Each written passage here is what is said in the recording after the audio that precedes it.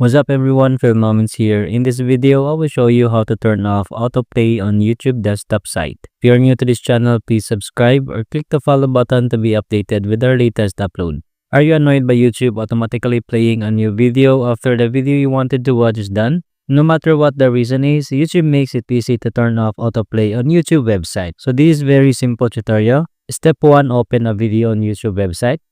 And then step 2, hover your cursor over the screen to bring up the screen menu.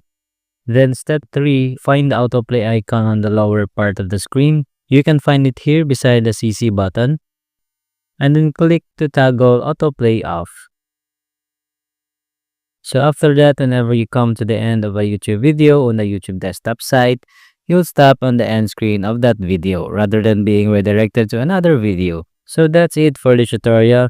Let me know if this video helps you out in the comments below. And for more how-to tutorials, please subscribe or click our other videos to keep on watching.